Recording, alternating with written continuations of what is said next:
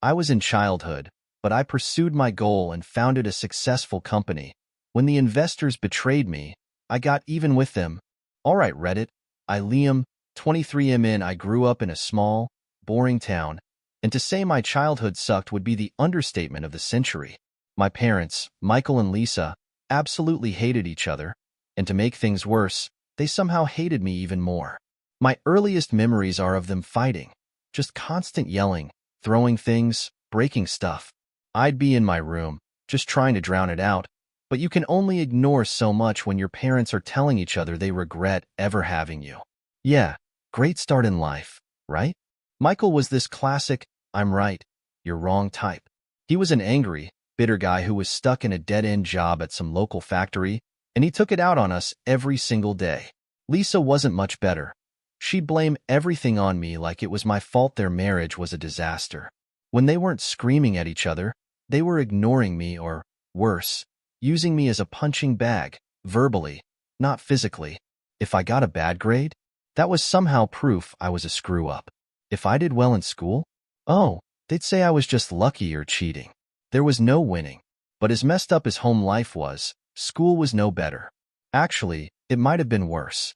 I went to this middle-of-nowhere public school where being different was basically a crime. And I was different. I didn't fit in with any of the cliques, didn't care about sports, didn't have the latest clothes, and I was quiet. Easy target. I got picked on daily, everything from getting shoved into lockers to having my lunch tray accidentally knocked over. The usual crap. Then there was Jackson, this tall, athletic guy everyone thought was God's gift to the world. He made it his personal mission to make my life hell. Every day it was something new. He'd trip me in the hall, spread rumors that I was some kind of freak, and once, he even threw my backpack in a dumpster, and I had to climb in to get it out. The teachers? They didn't care. I was invisible to them. I had no one.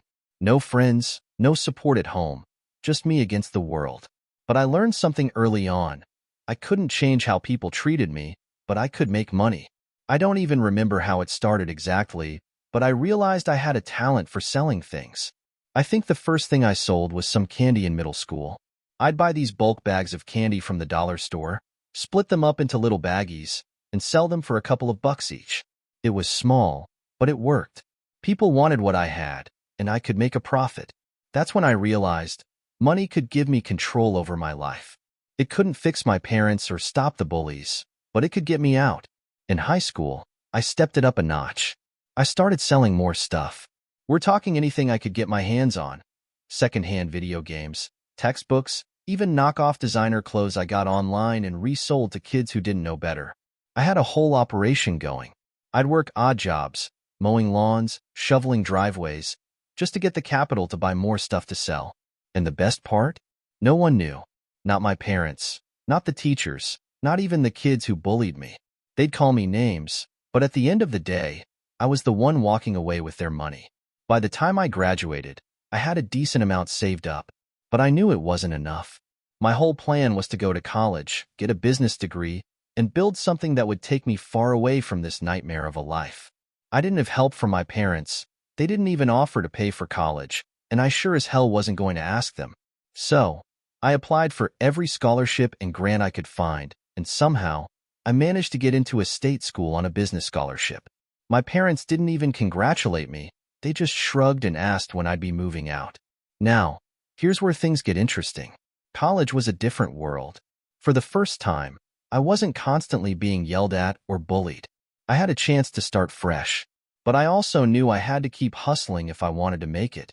My scholarship covered tuition, but I still had to pay for books, food, rent, all the usual stuff. So, I started selling again. This time, I focused on homework and essays.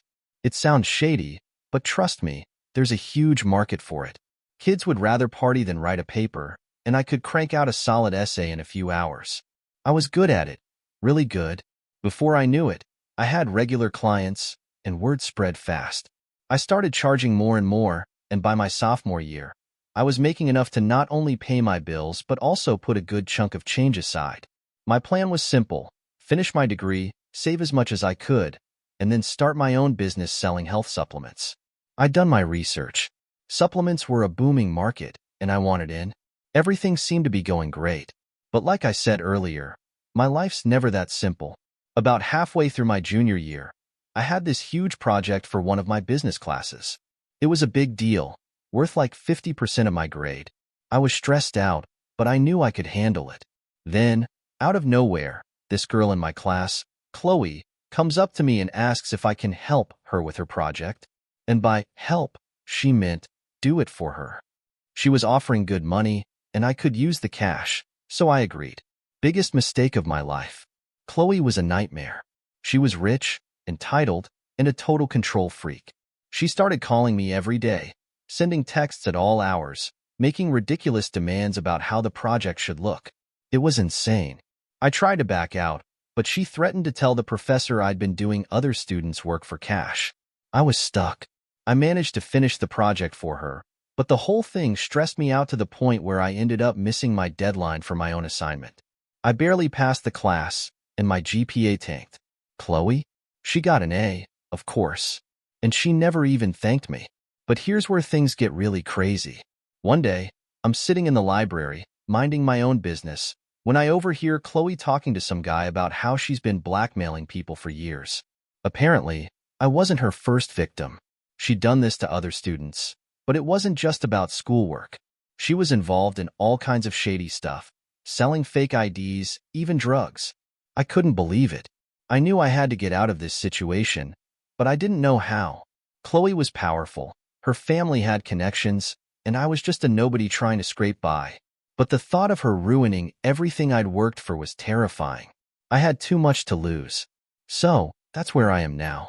I've got this side business selling homework. I'm trying to graduate and start my supplement company, but Chloe's looming over me like some kind of dark cloud. I can't tell anyone because if she finds out, she'll destroy me. What do I do? Reddit? How do I get out of this mess without losing everything I've worked for? Update 1. Well, Reddit, I'm back. Last time I posted, I was caught up in a massive mess with Chloe and my side hustle selling homework to make ends meet while trying to get through my business degree. I thought that was bad. Turns out, life had a whole lot more drama in store for me, but I'm getting ahead of myself. Let me catch you up on how things went from bad to worse, and then maybe to something good? After my last post, I was seriously stressed. Chloe had me backed into a corner with her blackmail threats, and I had no idea how to get rid of her. I knew if I kept doing her dirty work, she'd eventually drag me down with her. But at the same time, if I tried to bail, she'd tell everyone about my side hustle, and I'd probably get kicked out of school. I was stuck in this suffocating situation, losing sleep and constantly on edge. Then something clicked. I remembered something from a business class I took about leverage. In business, you use leverage to gain control in negotiations. If you have something the other party wants or fears, you can use it to your advantage. And I realized that's exactly what Chloe was doing to me. She had leverage over me, but what if I could find leverage over her? That's when I started digging. I knew Chloe had been involved in some shady stuff, selling fake IDs, maybe even drugs, but I didn't have solid proof. I spent weeks watching her, paying attention to who she was talking to, where she was going. I even hacked into her social media accounts. Yeah, I know, not my proudest moment, and it paid off. I found some messages between Chloe and a guy named Trent. Apparently, Trent was her supplier for a lot of the illegal stuff she was selling. They'd been working together for months, and they were getting sloppier by the day. One night, after weeks of keeping tabs on her, I got what I needed. I overheard her and Trent arguing in a bar near campus. Chloe was furious because Trent had sold her a batch of fake IDs that were way too obvious, like bad Photoshop level, and she was worried people would start getting caught. She even mentioned some professor who had been bribed to keep quiet. Jackpot. I knew I couldn't go to the police directly. If Chloe found out I was involved, she'd come after me hard. So, I went to the campus security anonymously. I told them about Chloe's operation, gave them copies of the messages, and even tipped them off about the bar argument. It wasn't long before they launched an investigation, and within a few weeks, Chloe was arrested. It turns out she had way more skeletons in her closet than even I realized. There were all kinds of charges, from selling fake IDs to bribery to drug possession. She was expelled from school, and I was finally free. But, just when I thought I could breathe, life hit me again. With Chloe gone, I needed to focus on what really mattered: my business. I knew I couldn't keep selling homework forever, and I was so close to graduating. My dream had always been to start my own company selling health supplements, but I had no clue how to actually launch a real business. That's when I started looking for a mentor, someone who could show me the ropes. I met David through a professor who knew I was interested in entrepreneurship. David was in his late 30s, an executive at one of the Bud companies, Bud Health, to be specific, a major player in the wellness and supplement industry. He was sharp, no nonsense, but surprisingly approachable. We hit it off right away, and he agreed to meet me regularly for coffee to talk business. Every Thursday morning, we'd sit down at this little cafe called Bean and Leaf in downtown Cincinnati. Yeah, that's where I was going to school, Cincinnati, Ohio. The cafe had these mismatched chairs, chipped coffee mugs, and the best blueberry scones you'd ever tasted. It became our spot. David taught me everything I needed to know about the supplement industry, how products were developed, the regulatory hoops you had to jump through, and most importantly, how to market them. He'd been working at Bud Health for nearly a decade, and he had connections everywhere. He explained that the real money in supplements wasn't just in selling the product, it was in branding. People didn't just want vitamins or protein shakes, they wanted the lifestyle that came with it. They wanted to feel like they were buying something that would make them healthier, more energetic, better versions of themselves.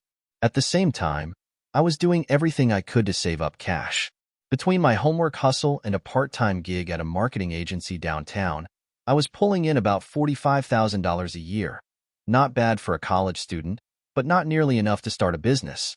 I knew I needed investors, so I started networking like crazy. I went to every business meetup, every pitch event, every entrepreneur workshop I could find. I pitched my supplement company to anyone who would listen, and eventually, I caught the attention of this angel investor named Greg. Greg was in his early 40s, had made a killing in tech, and was now looking to diversify his portfolio. He liked my pitch, loved the idea of getting into the health supplement space, and after a few meetings, he agreed to invest $150,000 to help me get started. I was over the moon. This was my chance to finally make my dream a reality. But, of course, things didn't go as smoothly as I hoped. For one, Greg was tough. He wasn't just throwing money at me. He wanted to be involved in every single decision. He started bringing in his own people, like this product designer named Olivia, who was smart but had a habit of talking down to me like I didn't know what I was doing. I knew I had to prove myself, but it was frustrating to feel like I wasn't fully in control of my own company. On top of that, David was starting to act weird. He'd always been supportive, but now that I had investors and a real business plan, he seemed distant. I wasn't sure if he was jealous or just busy, but it was clear something had changed. He started canceling our coffee meetings, and when we did meet, he seemed distracted, like his mind was elsewhere. Then, one day, I found out why. David called me in a panic. He'd gotten himself into some serious trouble at Bud Health. Apparently, he'd been caught siphoning money from the company, just a few thousand here and there, but it had added up. He was being investigated, and he was terrified he'd lose everything. His job, his reputation, his family. I didn't know what to do. On one hand, David had helped me so much, and I felt like I owed him. But on the other hand, I was just starting my business, and I couldn't afford to get mixed up in his mess. I told him I couldn't help, and he hung up on me. That was the last time I ever spoke to him. With David out of the picture, I threw myself into building my company. We named it VitalX, and we started developing our first line of products: protein powders, energy supplements, and multivitamins. Olivia and I butted heads constantly over product designs, marketing strategies, and everything in between, but we made it work. After months of development, we finally launched our first product line. The first few months were rough. We spent a ton of money on marketing, but sales were slow. I was burning through Greg's investment faster than I expected, and I started panicking. If we didn't start turning a profit soon, the whole thing was going to collapse. But then, something incredible happened. One day, out of the blue, I got a call from a major retailer. They'd seen one of our ads and wanted to stock our products in their stores. It was a game changer.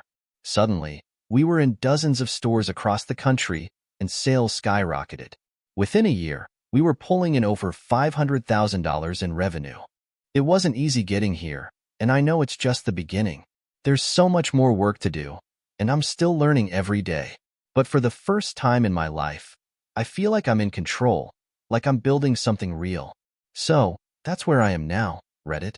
I've gone from selling candy in middle school to running a company, but I'm not naive enough to think the hard part's over. I still have Greg breathing down my neck, Olivia trying to take control, and new competitors popping up every day. But I'm determined to make this work. After everything I've been through, I'm not about to give up now. Any advice on how to handle investors and business partners who are a bit too involved? Or how to deal with the stress of running a company? I'd appreciate any insight you've got. Update 2. All right, Reddit, I'm back again, and let me tell you, things have gone from complicated to straight up insane. My life feels like a soap opera, and I could really use some advice on how to handle the latest twist in this roller coaster. You know how I said before that my investor, Greg, was breathing down my neck? Well, it turns out that was just the beginning. Now, it feels like he's trying to take everything I've worked for, and I honestly don't know how to stop him. Let me take you back to the start of this whole mess. When Greg first invested in my company, VitalX, the terms seemed reasonable enough. We had an agreement that he'd invest $150,000 for a 20% equity stake in the company. He was going to be a silent partner, mostly hands-off except for the big decisions, and I'd retain full control over day-to-day operations. I figured it was a fair deal. I needed the cash to get things off the ground, and he had experience and connections that could help me grow the business. But as soon as the money came in, Greg started getting more and more involved. At first, it was subtle. He'd send me emails asking for updates, which seemed normal enough. Then he started coming to meetings, giving suggestions on product design, marketing, even hiring decisions. It was annoying, but I figured he was just trying to be helpful. After all, he had a successful track record, and I was still learning the ropes. But as time went on, his suggestions started feeling less like advice and more like orders. He'd criticize every decision I made, no matter how small. If I wanted to launch a new flavor of protein powder, he'd shoot it down because the market isn't ready. If I wanted to hire a new marketing director, he'd insist we needed to cut costs instead. Every conversation turned into a power struggle, and it was becoming unbearable. The tipping point came a few months after we got our first big retail deal. Sales were booming, but Greg wasn't satisfied. He called me into his office in downtown Cincinnati. His office was this huge glass-walled, corporate monstrosity that screamed, "I'm important, and you're not." When I walked in, Greg was sitting behind his desk, flanked by two of his cronies, Jake and Caroline. Jake was this beefy guy with a background in finance, and Caroline was some hotshot lawyer Greg had on retainer. I immediately knew this wasn't going to be a friendly meeting. "Liam, sit down," Greg said, in that tone that made it clear he wasn't asking. I sat, trying to keep my cool. Greg leaned forward, hands clasped together, looking every bit the shark he was. "VitalX is doing well," he started, "but it could be doing better." I nodded, not really sure where he was going with this. "I've been reviewing the financials," Greg continued, "and I think it's time we restructure the company." I felt a pit forming in my stomach. Restructure? What do you mean? Greg smiled, but there was no warmth in it. "I want to increase my stake in the company, from 20% to 51%. The room felt like it dropped 10 degrees. 51%. That would give him majority control. He'd be able to make decisions without my approval, effectively taking over the company I'd built from scratch. "Are you kidding?" I managed to say, trying to keep the panic out of my voice. "We had a deal, Greg. 20%. That's what we agreed on." Greg's smile didn't waver. "Deals change, Liam. This is business. I've put in the capital, and now I want to ensure the company's future. You're good at what you do, but you're inexperienced. You need someone with real expertise to take the reins." Jake and Caroline were both staring at me like vultures waiting for a carcass to stop breathing. "I'm not giving up my company," I said, my voice steadier than I felt. Greg leaned back in his chair, as if he'd expected me to say that. "I'm not asking you to give it up, Liam. You'll still be involved. But with me as majority shareholder, I can make the tough calls that need to be made. You'd still have a nice chunk of equity. You'd make millions." It took everything in me not to laugh in his face. "Millions? Sure, but at the cost of my dream." my autonomy. I didn't care about just the money. I cared about building something of my own, something I could be proud of. Greg didn't understand that. To him, this was just another investment. I'm not interested, I said firmly. Greg's face hardened. Think carefully about your next move, Liam. If you say no, I'll make sure VitalX never gets another dollar of funding. I'll ruin you before you even get started. I left that meeting feeling like I'd just been punched in the gut. Greg was serious. He had the money, the connections, and the power to make good on his threats.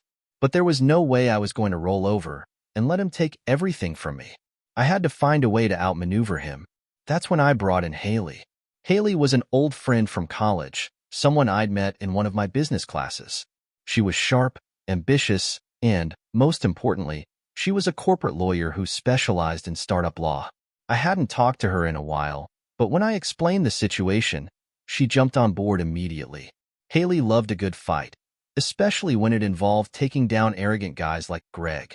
The first thing Haley did was review all the contracts and agreements I'd signed with Greg. That's when we found a loophole. Buried deep in the investor agreement was a clause that said Greg couldn't increase his equity stake without my explicit consent. It was something small, but it gave us leverage. Greg had tried to pressure me into giving up control, but legally, he couldn't force me. But just having a legal advantage wasn't enough. I knew Greg would find some other way to weasel his way into taking over if I didn't act fast.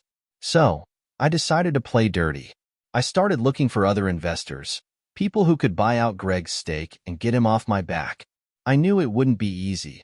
Greg was well-connected, and if he caught wind of what I was doing, he'd make it impossible. But I had to try. That's when I met Ryan and Jessica. Ryan was a venture capitalist based out of New York, and Jessica was his business partner. They were a husband and wife duo with a reputation for investing in small startups with high growth potential. I pitched them VitalX, and they loved it. More importantly, they hated guys like Greg. They dealt with sharks like him before, and they were more than willing to help me get out from under his thumb. The plan was risky. Ryan and Jessica would buy out Greg's stake in the company, but it would require them to invest more than double what Greg had originally put in. They were confident they could do it, but it would mean VitalX would be in debt for a while as we worked to pay them back. It wasn't an ideal solution, but it was the only way to keep control of my company. Meanwhile, Greg was getting more aggressive. He started making public statements about VitalX, talking to the media like he was the sole reason for the company's success, undermining me at every turn. He even tried to poach Olivia, our product designer, by offering her a job at one of his other companies. Thankfully, Olivia was loyal. We'd had our differences, but she believed in VitalX and stuck with me through the chaos. The final showdown came at a board meeting. Greg showed up with Jake and Caroline, fully expecting to steamroll me into handing over control of the company. What he didn't expect was for Haley, Ryan, and Jessica to be there. The look on Greg's face when Ryan and Jessica announced they were buying out his stake was priceless. He tried to fight it, of course, throwing around threats and legal jargon, but Haley was ready. She laid out the terms of the investor agreement, pointing out that Greg had no legal grounds to block the sale. It was a brutal meeting, and by the end of it, Greg looked like he was going to explode. He stormed out, threatening to sue everyone involved, but we knew he didn't have a leg to stand on. Ryan and Jessica officially took over Greg's stake, and just like that, he was out of the picture. I thought I'd feel triumphant, but honestly, I was just exhausted. It had been months of stress, manipulation, and fighting just to keep control of what I'd built. But now, with Greg gone, I finally had room to breathe. VitalX is still growing. We've expanded our product line, gotten into even more retail stores, and our revenue is climbing every month. But I've learned a hard lesson. Business isn't just about building something great. It's about protecting it from people who want to take it from you. So, Reddit, here's where I stand. I'm still fighting to make VitalX the success I know it can be, but I'm constantly looking over my shoulder, waiting for the next Greg to come along. Any advice on how to protect my business moving forward? Or how to deal with investors who are more interested in control than collaboration? I'd appreciate any insight. Update 3. Hey Reddit, it's me again. I wish I was here with some light at the end of the tunnel, but if you've been following my story, you already know that things never go as planned in my life. Just when I thought I was in control, everything came crashing down.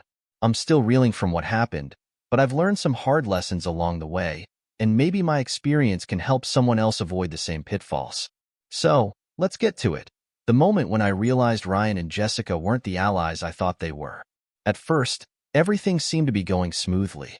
With Greg out of the picture, I thought I'd finally rid myself of the power struggles that had plagued my company, Vitalex. From the start, Ryan and Jessica had swooped in like saviors, offering me the chance to regain control of my business. They invested the money I needed. We expanded into new markets, and for a while, it felt like Vitalex was unstoppable. Sales were through the roof. We had contracts with major retailers, and I was being approached by media outlets asking for interviews about our success. But looking back, there were warning signs I should have seen. Ryan had always been overly involved in the day-to-day operations of the company. At first, I chalked it up to him being an active investor. He'd call daily, asking for updates, pushing for more aggressive growth strategies, and even suggesting we take out loans to fuel our expansion. Jessica, on the other hand, was quieter, more calculated. She handled the legal side of things, ensuring our contracts were airtight, and I trusted her because she seemed like the logical counterpart to Ryan's ambition.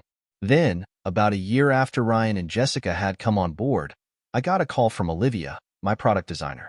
"We need to talk, Liam. Something's not right," she said, her voice low and anxious.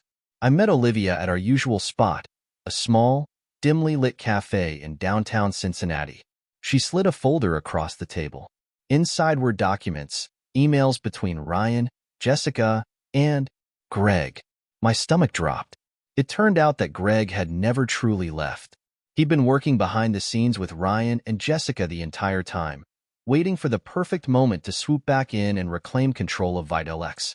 The emails outlined a plan to orchestrate a hostile takeover, leveraging the company's skyrocketing value to freeze me out. I felt sick. Everything I'd worked for, everything I'd fought to protect, was at risk of being stolen from me again. I confronted Ryan and Jessica the next day. We met in their sleek, modern office in New York, far from the humble beginnings of Vitalex. Ryan didn't even try to deny it. "Liam, this is business. You built something valuable, but you don't have the experience to take it to the next level. We're just doing what's best for the company." I couldn't believe what I was hearing. "You lied to me," I said, my voice shaking with anger. "You've been working with Greg behind my back this entire time?" Jessica, as calm and collected as ever, crossed her arms. "We haven't done anything illegal. It's all in the contracts, Liam. You should have read the fine print." I wanted to scream. I wanted to tear the whole building down. But instead, I walked out, feeling completely defeated. The hostile takeover happened quickly after that. Ryan and Jessica had manipulated the board, which now included several of their hand-picked cronies, into voting to dilute my shares. They increased their own stakes while reducing mine, effectively pushing me out of the company I'd built. I was left with a minority share, no decision-making power, and no way to stop them. But I wasn't going down without a fight. In desperation, I turned to the one weapon I still had, public opinion. I leaked everything to the media. I gave anonymous tips to journalists, showing them the emails, the backdoor deals, the corruption. It wasn't long before articles started popping up about Ryan and Jessica's shady practices, their manipulation of small business owners, and Greg's continued involvement. The scandal grew fast, especially after Olivia agreed to go on the record as a whistleblower. She was the hero in all of this, risking her own career to help me expose the truth. The media frenzy was intense. Social media blew up with hashtags like #SaveVitalex, and public sympathy was firmly on my side. But even that wasn't enough to fully reclaim my company. Ryan and Jessica were too entrenched, and Greg was a master at avoiding direct scrutiny. I knew I needed more than just public outrage. I needed serious legal firepower. That's when I hired Stephanie Dawson. Stephanie was a top-tier corporate lawyer with a reputation for taking down powerful people. She had this no-nonsense attitude and a track record of winning impossible cases. When I met her, she didn't sugarcoat anything. "It's going to be a war, Liam. They'll throw everything they have at you. But if you're willing to fight, I can help you." And fight we did. Stephanie built a case based on the fraudulent nature of the takeover, pointing out all the loopholes and shady dealings Ryan, Jessica, and Greg had engaged in. She filed lawsuits on multiple fronts, attacking their contracts, their manipulation of the board, and even their personal assets. It was a brutal legal battle that dragged on for months, with both sides throwing every dirty trick in the book at each other. But here's the thing about Ryan and Jessica. They weren't as invincible as they thought. As the lawsuits piled up and their reputations were shredded in the press, investors started pulling out of their other ventures. Their whole empire began to crumble under the weight of their own greed. Greg, as slippery as ever, tried to distance himself, but Stephanie was relentless. She found evidence of his direct involvement in the takeover and hit him with a separate lawsuit. In the end, I won. After nearly a year of legal battles, a settlement was reached. Ryan and Jessica were forced to sell their shares back to me at a heavily discounted rate, and Greg was barred from any future involvement with VitalX. I regained control of my company, but it came at a cost. The stress had taken its toll on me, and I knew I couldn't let something like this happen again. That's when I developed what I now call the Fortress strategy. I brought in a new team of trusted advisors, people I'd vetted carefully, including Daniel, a brilliant financial strategist, and Grace, a cybersecurity expert. Together, we developed a series of mechanisms to protect VitalX from any future hostile takeovers. We created special buyback conditions, ensuring that any future investors would have to meet strict requirements before they could even think about acquiring more shares. We implemented advanced security protocols to prevent internal sabotage, and I took a more active role in overseeing every major decision. I also established a new board of directors, made up of people I trusted. Olivia, of course, was on it, along with Stephanie, who had proven herself not just as my lawyer but as someone who believed in what I was building. I even brought in a few new faces, like Marcus, an old friend from college who had been quietly building his own tech startup, and Claire, a marketing genius I'd met at a conference who had a knack for branding and public relations. VitalX is stronger now than it's ever been. We've expanded into international markets, developed new product lines, and are on track to hit $5 million in annual revenue by the end of the year. I'm still cautious, though. After everything I've been through, I know how quickly things can turn. So, here I am, Reddit. I fought to keep my company, and I won. But I'm not naive anymore. I know that in business, you can never fully trust anyone, and you always have to be one step ahead. But for now, VitalX is mine, and I'm going to make sure it stays that way. Subscribe and listen to new stories every day.